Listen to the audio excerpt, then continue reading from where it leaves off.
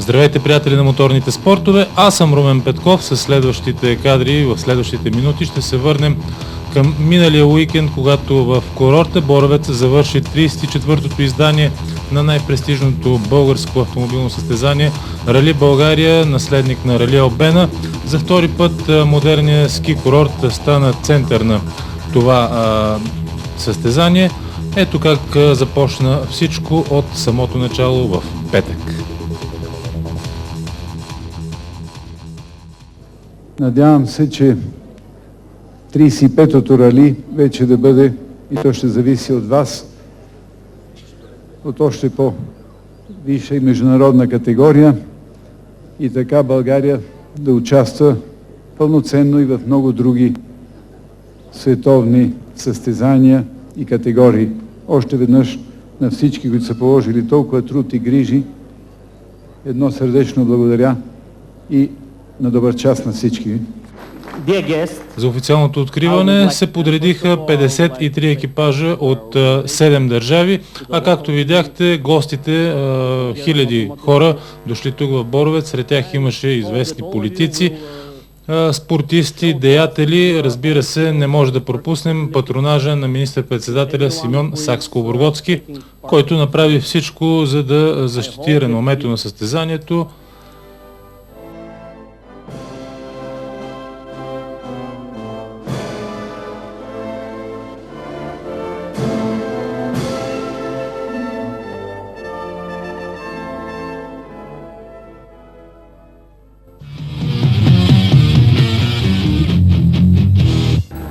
Фаворитите, дошли за петия кръг от европейският шампионат с коефициент 20, бяха няколко. Разбира се, най-напред от тях може да посочим този приоритетен пилот Бруно Тири, добре известен у нас с победата си в Рали Албена от 2000-та година.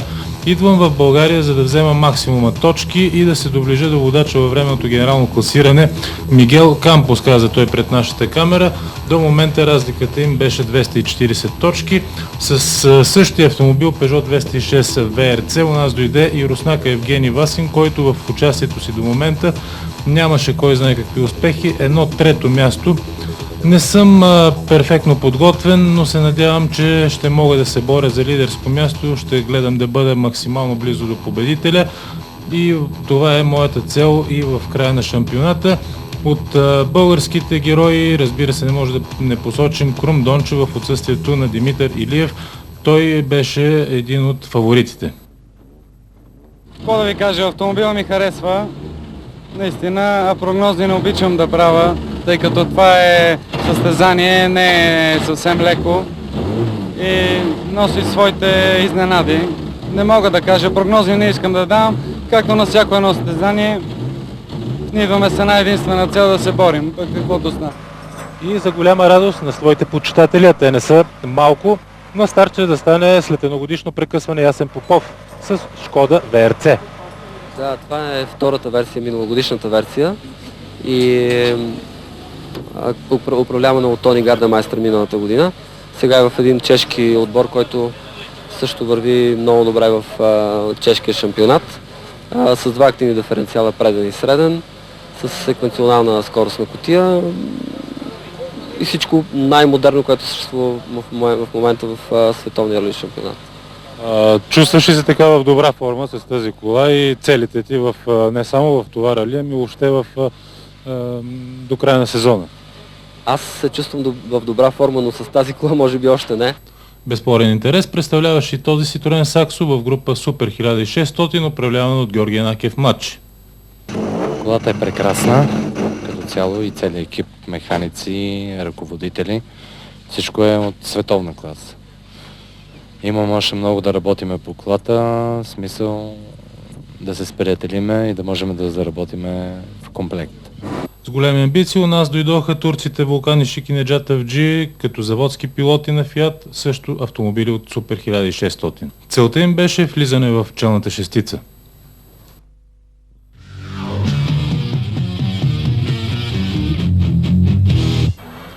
Министър-председателя Сакскобургготски даде старта на първият скоростен етап от състезанието.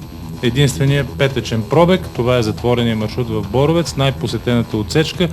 3 км, виждате ги на графиката, около които се натъпваха хиляди зрители. Първи, разбира се, стартира Бруно Тири. Казах ви, Бруно Тири, втори във временното генерално подреждане за европейския шампионат. Търсеше победата тук. Неговата разлика с водач във временното класиране 240 точки. Това е Мигел Кампос, който също беше дал заявка за участие в състезанието, но не дойде. Вижте сега как Бруно Тири премина и през най-интересната част от тази скоростна отсечка. Перфектно, с плъзгане за радост на публиката. Кара уверено към финала и разбира се, той спечели с близо 3 секунди аванс пред пилотиращия същия автомобил руснак Евгений Васин, Peugeot 206 VRC с 307 и две водещи колела, автомобил от група А7. Крум Дончев с 5 номер, ще го наблюдавате в следващите минути на вашите екрани. Крум Дончев направи една грешка, тук изгуби малко секунди, след което изостана на 8-ма позиция. Разбира се, в тази първа скоростна отсечка резултатите не са от решаващо значение, тъй като тепърва състезанието започваше. Пролога беше направен специално за зрителите, които не могат да отидат по другите скоростни отсечки. Ясен Попов с най-добро време от българите в пролога. Трети след Евгений Васин, на 2 секунди от Васин и на 4 от лидера Бруно Тири.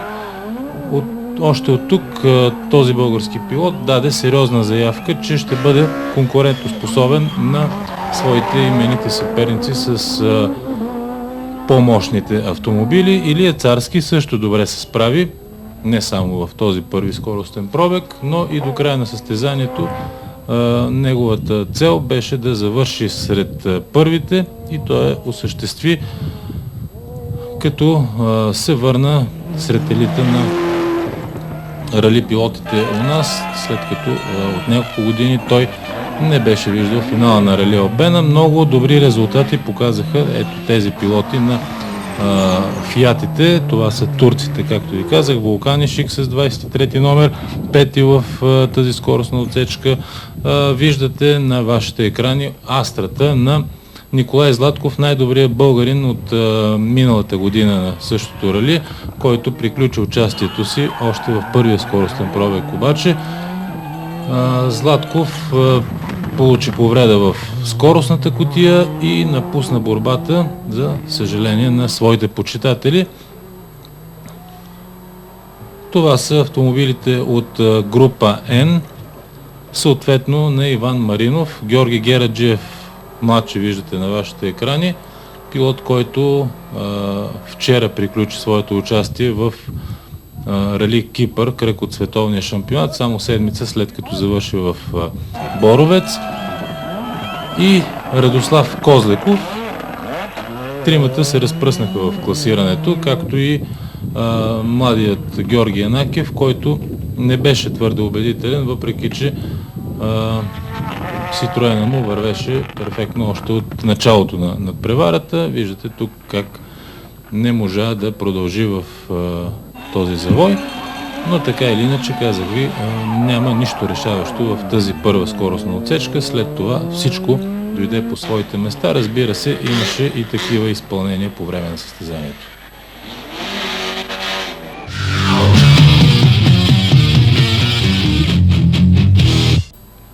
Първият етап продължи в съботния ден, когато останалите 50 на екипажа се отправиха по пътищата към язовир Тополница, язовир Белмекен, в 4 скоростни отсечки, които трябваше да преминат 2 пъти до 7-та скоростна отсечка. Ето този пилот, Бруно Тири, беше убедителен в общо 5 от тях, като еднолично пое лидерството до края на деня, без да бъде застрашаван от своите съперници. Неговия аванс, с който завърши първия състезателен ден, беше близо 4 минути. Бруно Тири, който владееше перфектно своето Peugeot, състезател, който пък бе сравнен от световните специалисти неотдавна с имена като Карлос Сайнц, Колин Макри и други специалисти, дори жилпанизин на асфалт. Евгений Васин имаше мал шанс още от началото на първия етап. В третата скоростна отсечка Руснака спука гума и тъй като това се случи малко след старта, той трябваше да спре, за да смени колелото, заради което изгуби близо 4 минути. 4 минути, които го отпратиха на 11-то място в временното класиране до момента, а това даде шанса на 8 от първите 10 българи за момента пък да влязат в челната десетка. Най-близо до Бруно Тири в тези отсечки беше Ясен Попов, за което ще стане дума след малко. Това вече е Крум Дончев, който през почти всички скоростни отсечки до края на първия състезателен ден завършваше на 4-та позиция, много близко до лидерите в тройката, но все пак не бива да пропускаме момента, че автомобила му е с 2 водещи колела и доста по-слаб от трите ВРЦ-та, които се бореха пред него. Крум Дончев приключи първия състезателен ден на 4-та позиция, след като върналия се в играта Евгений Васин успя да го изпревари малко преди края на етапа, но все пак само с 30 на секунди. Той беше на около 2 минути по-назад, отколкото Ясен Попов. Виждате Ясен Попов с неговата Шкода Октавия ВРЦ с, бих казал, много стабилно каране, въпреки че Ясен пропусна една година от участието си в рали шампионата. Той показа, че наистина неговият талант има възможност да бъде реализиран в предстоящите състезания, стига да може да обезпечи участието си в надпреварите на 3 минути 55 секунди за 7 скоростни отсечки от лидера Бруно Тири. Това вече е Тихомир Златков, който тръгна с малко здравословни проблеми, а в края на деня имаше и проблеми с автомобила. Неща, които малко след края на първия етап го извадиха от строя и той отпадна от 8-та позиция. Виждате как беше застигнат от 5-я във временното класиране до момента Илия Царски, който търсеше пък реално компромис между това да пази автомобила и да бъде максимално бърз. Въпреки че го пазеше, обаче заяви, че в края на деня е имал проблеми с скоростната кутия. Все пак много добри резултати за един от най-добрите ни пилоти. Това са турските екипажи Вулкан Ишик и Неджат Авджи.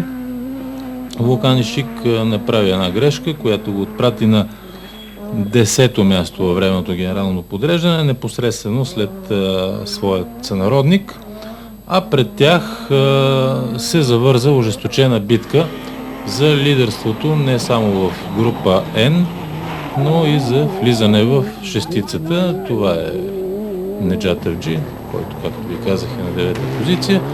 За момента, до края на първия състезателен ден, битката в група N се водеше от многократния републикански шампион Иван Маринов с Mitsubishi Lancer. Mitsubishi обаче не неговото познато до момента, а наето от чужбина, което пък реално не задоволяваше Маринов, тъй като той каза, че настройките на автомобила не са подходящи нито за него, нито за пътните условия и трудно овладява колата, особено в завоите. Все пак той успяваше да бъде по-бърз в тези първи 7 скоростни отсечки от пилота, който виждате в момента. Това е Георгий Гераджиев младши с навигатор Никола Попов. А след тях плътно беше Радослав Козлеков. Само общо 15 секунди беше разликата между пилотите в тази челна тройка на група М4. Радослав Козлеков също беше наел автомобил от чужбина. Това е Георги Янакиев младши с атрактивния си Citroen. първия състезателен ден този млад и явно перспективен наш състезател завърши на 12-та позиция и на трето място в група Супер 1600, недалеч от своите турски конкуренти, които, както ви казах, караха заводски подготвени фиати, което означава, че пък качеството на тяхната техника, разбира се и стажа, който имат зад гърба си, не може да не превъзхожда този млад българин, който все пак има амбиции за нещо повече, разбира се, през този, а и следващия сезон. Ето го временното генерално класиране след седмата скоростна отсечка. Бруно Тири убедително напред пред Ясен Попов, Евгений Васин, Крум Дончев, Илия Царски на 6-та позиция, Иван Маринов, 4 българи в челната шестица. Така започна и втория състезателен ден, където се завърза ожесточена битка за второто място. Разбира се, след това на Бруно Тири, който виждате в момента с неговата 206-ца. Бруно Тири, след като беше събрал този солиден аванс от близо 5 минути, както самия той каза, започна да кара за удоволствие и за публиката. На втора позиция след него Ясен Попов. Само за 2 скоростни отсечки, обаче аванса на българина от минута и 9 секунди пред Евгений Васин беше съкратен на едва 10 секунди. Това е до 9-та скоростна отсечка. Васин успя да направи най-добри времена в 2 от скоростните отсечки, докато Ясен беше неизменно втори или трети. Така Васин застраши максимално втората позиция на братя Попови. Виждате го в момента, след като, както разбрахте, в първия ден той загуби 4 минути от смяна на колелото. Крум Дончев продължи с стабилните резултати, но от 4-то място нататък. Ето в тази скоростна отсечка, магистралата, която е една от най-дългите, обаче получи пък и проблем с управлението и хидравликата на неговия автомобил, което от своя страна му костваше много физически усилия, за да докара с колата в сервиза. Той свърши това, но беше доближен пък и от Илия Царски на вашите екрани. Разлика, която, разбира се, не беше фатална, стига да можеше Крум да оправи проблемите по своя автомобил, за да задържи 4-то място, на което караше в момента. Както ви казах, Царски също имаше проблеми, а най-интересното се случи в тази тройка на група N, която пък максимално доближи и Форда на Царски, разбира се, и респективно Пежото на Дончев. След като Иван Маринов, който видяхте в момента, бе лидер в тази група N, съвсем скоро той беше изпреварен от Радослав Козлеков, а Георги Гераджиев, който виждате в момента, остана на 8-та позиция в генералното подреждане и трети в група N. Радослав Козлеков каза, че е променил настройките на автомобила, сложил е по-меки гуми, след като в първия ден е имал грешка с гумите и наистина даде страхотни резултати, като пред камерата на нашата телевизия реално се видя, че застига своите конкуренти в отсечките. Това са турските състезатели. Вулкан Ишик успя да изпревари своя сънародник Неджат Елджи с 26 номер на своя Фиат, а непосредствено след тях остана Георги Янакиев младши, 11-ти във времето генерално класиране, след като Тихомир Златков отпадна заради проблем в турбото на своя автомобил. Той закара колата до сервиза, сложи ново турбо, но след това и то получи повреда. Виждате го в последния му скоростен пробег, който той направи във втория състезателен ден.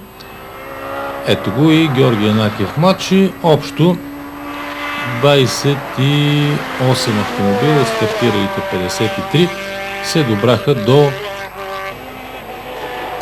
края на 9-та скоростна отсечка. Горещината, разбира се, хлъзгавия път, на места разпиляните камъни, извадиха от строя близо 25 автомобила, начало на които беше белгиецът Бруно Тири пред Ясен Попов на 5 минути 10 секунди, след него Евгений Васин, жестока битка и в група Н, където беше напред Радослав Козлеков.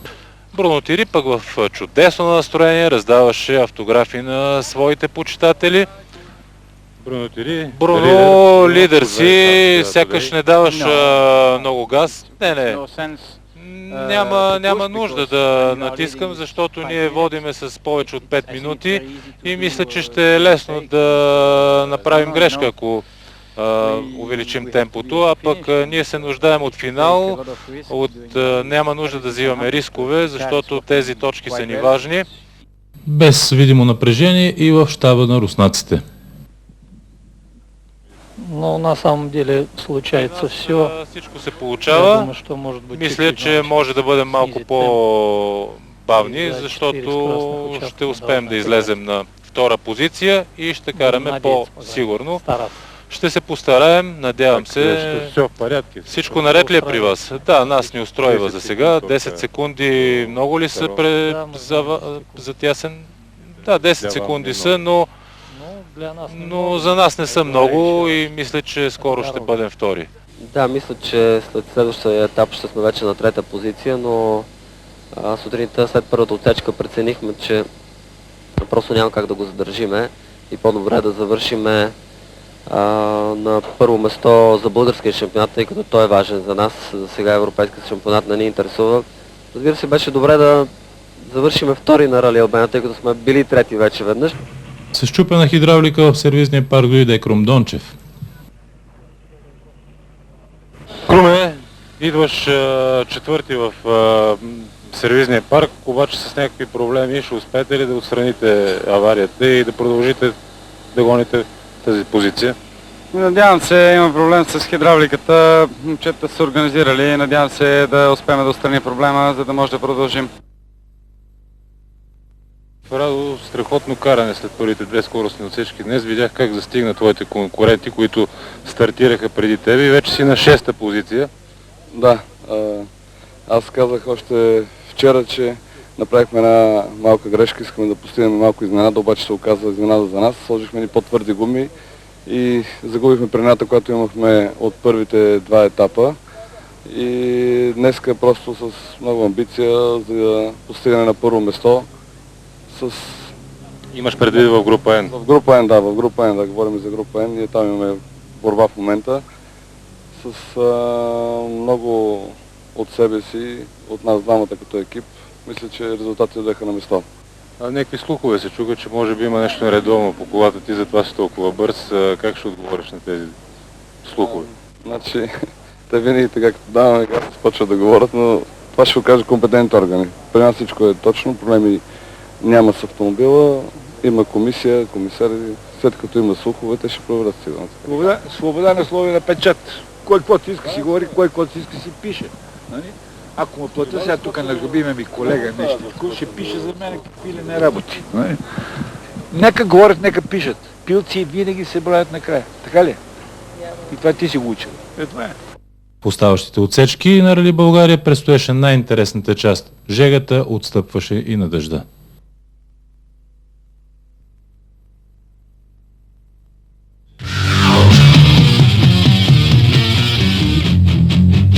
Бруно Тири с перфектно владене на автомобила, карайки за удоволствието на зрителите най-вече. И пазейки се, както разбрахте, от грешки, внимателно следеше пътя. Качваме се зад борда на неговото Пежо, за да ви кажа, че до края на състезанието той спечели още две победи в скоростни отсечки, като по този начин те станаха общо 9 в състезанието. До този момент 3 имаше Руснака Васин, по-късно ще ви кажа и останалите, но 200 точки за Бруно Тири и само 40 е разликата между него и Мигел Кампус, 40, които той може да стопи на следващото домашно състезание в Белгия, което е след 2 седмици. Ако, разбира се, Кампус отиде там, най-интересното, което се случи, беше с руснакът Евгений Васин на вашите екрани.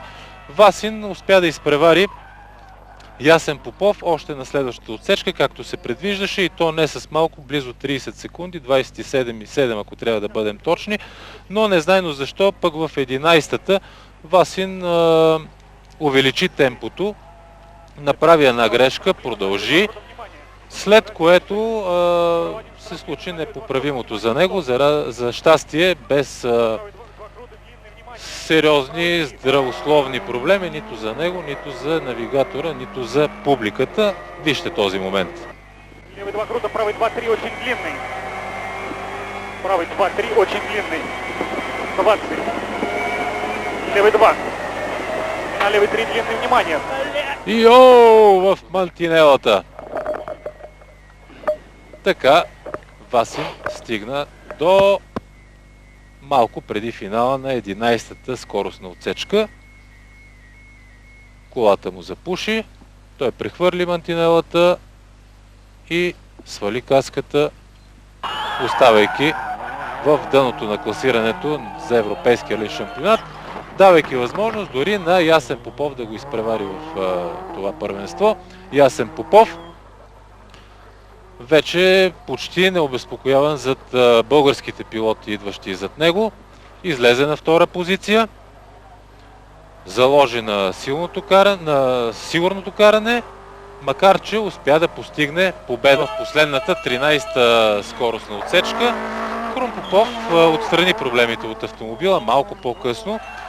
В началото той поизостана, дори беше застигнат от Илия Царски, но по-късно той затвърди третото си място, трето вече след попадането на Руснака Васин, като това е негово второ място, валидно за националния шампионат, след като той спечели в него и в рали Интерспид, което беше преди седмица. Тогава той отново беше втори във временното генерално класиране. Издържа неговото Пежо до края и надявам се след малко ще разберем дали той е доволен от класирането си. Илия Царски, въпреки проблемите с скоростната кутия, която имаше, направи това, което не беше правил вече дълги години насам, да завърши в най-престижното българско рали. Завърши го и то на завидното четвърто място, трето сред българите, пред Радослав Козлеков. Козлеков доближи Царски до края на 21 секунди, давайки чудесни резултати. Една скоростна отсечка спечели Вулкан Ишик. Доброто каране на Турчина го отпрати на 6-то място във временното генерално класиране, като по този начин той защити наистина амбициите си, изпреварвайки българските пилоти на Мицубишите от група N, Георги Гераджиев и Иван Маринов. Съотборника на Ишик, Неджат Авджи, остана на 9-та позиция в генералното подреждане и разбира се втора след него в група Супер 1600. Ето го Георги Гераджиев младши, който пък завърши на 7-мо място, втори в група N. 7-мо място в генералното подреждане пред Иван Маринов с това Мицубиши, което беше наел и от което не беше доволен. В следващото състезание се надяваме да го видим с неговото, въпреки старичко, но доста мощно Мицубиши Лансер. До края на състезанието в Боровец, т.е. до 13-та скоростна отсечка, стигнаха 26, точно половината от екипажите. Още веднъж първо място за Бруно Тири, втори Ясен Попов на 6 минути, на трета позиция Крум Дончев, след отпадането на Васин, четвърти Илия Царски, пети Радослав Козликов, шести Вулкан Ишик. Първи от българите в група Супер 1600, Георги Янакиев Матче, който доказа реално, че има потенциал, има желание за добри резултати в представянията си.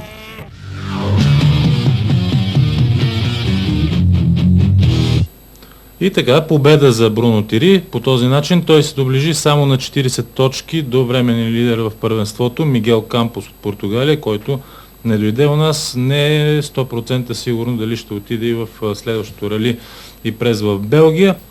Втора победа за Тири в България след успеха му през 2000-та. Ние сме на 40 точки след Кампус и вече всичко е отворено. Възможно е. Остават ни 4 състезания да караме и ще натискаме здраво, за да станем шампиони накрая. Цел ли е за тебе участието в световния шампионат? Да, разбира се, но все още е рано да се каже каквото е да е било. И братя Попови, първи от българите и втори в генералното подреждане на Рали България.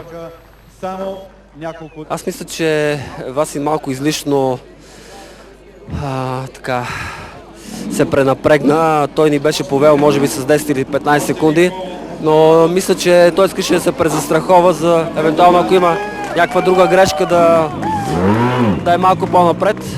И на тази отсечка, между другото, беше много така, много топло, много напрегнато, много дълга отсечка, 28 км.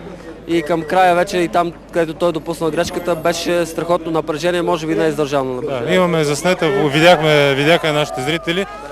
Значи трето, второ място, замислили се за първо вече? Ами да, то почва първо, четвърто, трето, второ. Надяваме се близко време да има и първо место, разбира се. Пожелавам ти го, успех! Стигаме до Крум Дончев с Peugeot 307, който завърши на трето място в генералното класиране, на второ при българите, след като има победа за националния шампионат от Рали Интерспид. Имахте доста проблеми преди финала на ралито с хидравликата. Успяхте ли да ги решите? Тук гледах Бруно така ти пипаше мускулите. Не успяхме да ги решиме. Карах без хидравлика. Колата й прекъсваше. Накрая последната отсечка блокира на четвърта скорост. Просто цял късмет е, че успяхме да стигнем до финала. Господин Янакиев, голяма радост за българите.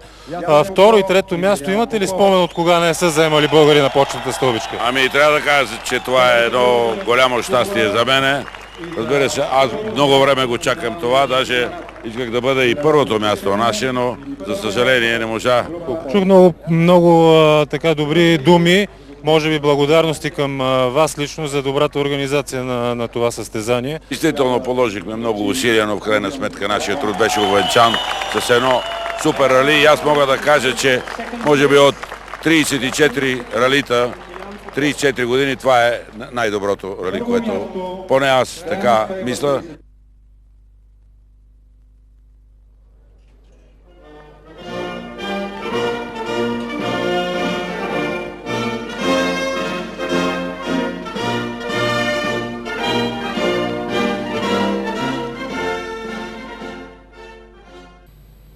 Ето и радостта на победителите на почната стълбичка, шампанското, което традиционно облива лидерите в подобни автомобилни надпревари. Ние се обръщаме към Крис Картейн, един от телевизионните продуценти, посещаващ всички големи спортни надпревари. От 12 години наблюдавам как това рали израства и сега вече спокойно мога да кажа, че това е едно от най-добрите автомобилни състезания в Европа. Може би има само едно или две подобни ралите с такава организация и такава хубава атмосфера.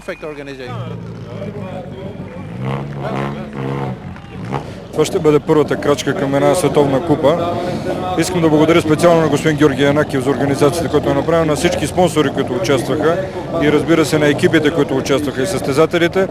Едно перфектно състезание, което за щастие завърши без сериозни проблеми. От мен Румен Петков, довиждане до следващото рали Хебрус след месец. Продължаваме с